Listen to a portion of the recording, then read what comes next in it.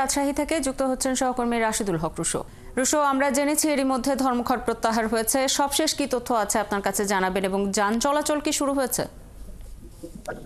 শাওন, দীর্ঘ 6 ঘন্টা পর কিন্তু যে জ্বালানি সরবরাহ সেটি শুরু হয়েছে। আমি এখন আছি রাজশাহীর সাগরপাড়া এলাকার একটি ফিলিং স্টেশনে। আপনাকে এখান থেকে যদি আমি দেখাতে চাই যে এই যে বিশেষ করে যারা বাইকার আছেন তারা কিন্তু এই বেলা 2টার পরে যখন পাম্পগুলো আবার চালু হয়ে যায় তারা মূলত এখানে ভিড় করতে থাকেন। যানবাহন চলাচল মোটামুটি দিনভর আমরা যতটুকু খোঁজ পেয়েছি, বিশেষ করে ভারী যানবাহনগুলো সেগুলো চলাচল স্বাভাবিক ছিল। বিশেষ করে সমস্যায় পড়েছিলেন যারা এই যে বাইকার বা যারা জানতেন না, সকালের দিকে মানুষজন কিন্তু বেশ ভোগান্তিতে পড়েছিলেন।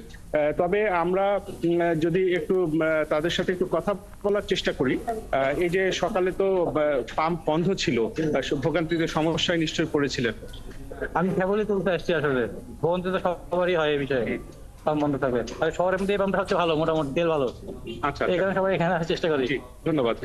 আর এই যে শুনছিলেন যে আসলে যেহেতু মানুষজন এক ধরনের ভোগান্তির মধ্যে ছিলেন, এখন পাম্পগুলো খোলার পরে কিন্তু সবাই আসছেন তাদের এই বাইকগুলোর জ্বালানি নেবার জন্য। এবং আপনি যেমনটি সংবাদেও বলছিলেন, আমরাও বগুড়া থেকে যে তথ্য পেয়েছি যে বগুড়ায় এক ধরনের সমঝোতা হয়েছে, সেখানে যে উচ্ছেদ অভিযানটি ছিল সেটি আপাতত বন্ধ থাকছে এবং যেই পাম্পগুলো ক্ষতিগ্রস্ত হয়েছে উচ্ছেদ অভিযানে সেটি নিয়ে একটি তদন্ত কমিটি করার কথা বলেছে সেখানকার স্থানীয় প্রশাসন, যে আসলে সেই কমিটি দেখবে যে আসলে তারা ক্ষতিগ্রস্ত কেমন হয়েছেন বা তারা যেটি অভিযোগ করছেন যে তাদেরকে পূর্ব কোনো ঘোষণা ছাড়াই, নোটিশ ছাড়াই এই উচ্ছেদ অভিযান চালানো হয়েছিল, সেটিও আসলে কতটুকু সত্যতা আছে এই বিষয়গুলো নিয়ে তদন্ত হবে।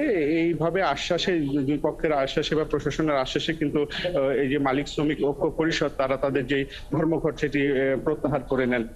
তো এখন সাধারণ মানুষদের সাথে আমরা একটু কথা বলে নিতে চাই। আজকে তো দিনভর পাম্প বন্ধ ছিল, নিশ্চয়ই ভোগান্তি হয়েছে। এই ধরনের সমস্যা মানে আপনারা কি চান? না, এখন আমরা এরকম কোনো সমস্যা পাইনি। আমরা অনেক দূর থেকে আসি, এই পাম্পের তেল ভালো। আমি বলছি যে সকাল থেকে তো পাম্প বন্ধ ছিল, এরকম যদি বন্ধ থাকে ভোগান্তি তো হয়, আমরা কি আসলে এটি চাই কিনা? না না, আমরা চাই না। আসলে সাধারণ মানুষও কিন্তু আমাদেরকে দিনভরই বলেছেন যে এই জরুরি প্রয়োজনীয় যেগুলো কাজের সেগুলো যেন ধর্মঘটের আওতার বাইরে থেকে তারা যেন তাদের সমস্ত দাবি দাওয়াগুলো পূরণ করতে পারেন, সেই বিষয়গুলো নিয়েও তারা কিন্তু সাধারণ মানুষ বলছেন।